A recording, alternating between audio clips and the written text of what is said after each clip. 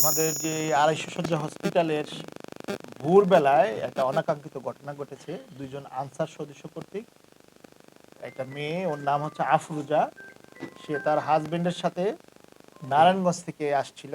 তো ভোরে ওরা যখন ওদের একটা ভ্যান গাড়ি, ওরা রিচার্জেবল একটা ভ্যান গাড়িতে করে ওরা আসছে। ওই ভ্যান গাড়ির চার্জ ছিল না। চার্জ শেষ হয়ে যাওয়ার কারণে ওরা আনসার সদস্যদেরকে দেখে হসপিটালের সামনে ওরা ভাবলো যে ভোর হলে ওরা হয়তো ওদের নিরাপদ জায়গায় ওরা চলে যাবে। তো ওই আনসার সদস্যদের কাছে ওরা দাঁড়িয়েছিল যে এই জায়গায় ওরা দাঁড়াবে, যাতে ওদের নিরাপদ বোধ করে। আনসার সদস্যদের ওদের ভাষ্য অনুযায়ী আনসার সদস্যদের পরামর্শেই ওরা হসপিটালের ভিতরে যায়। ওরা বলেছেন যে তোমরা ভিতরে থাকো, তাহলে তোমাদের ঠান্ডা বা শীত কম লাগবে।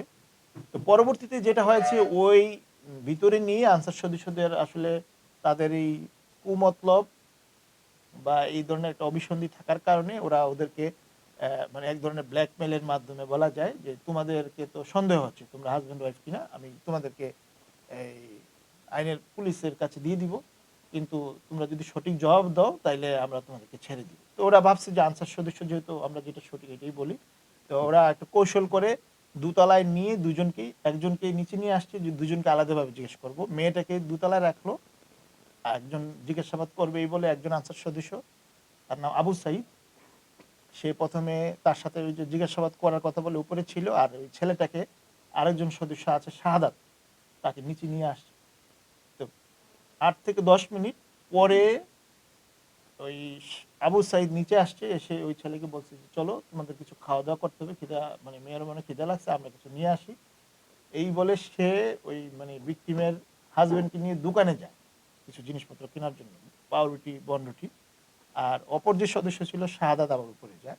পরবর্তীতে ওই যখন তাদের মানে যে চরিতার্থ মানে যেটা বলে আর কি, যেটা যখন শেষ হয়েছে, ওই সদস্য ওই অপর সদস্যকে ডাকছে দোতলা থেকে যে তোমরা আসো।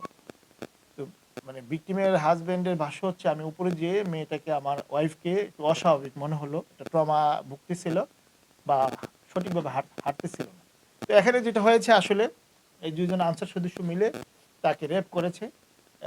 তাদেরকে মনে হয় একটু ভয় দেখাইছিল যে তোমরা কাউকে বলবা না।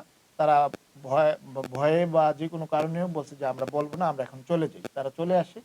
এই হসপিটাল থেকে বের হয়ে আমাদের পুলিশের টহল টিম যখন তাদেরকে এই অবস্থায় দেখলো, তারা নেমে এসে জিজ্ঞেস করছিল যে এখানে কি বা তোমরা কোথায় যাবে, তখন তারা বিস্তারিত ওখানে বলেছে।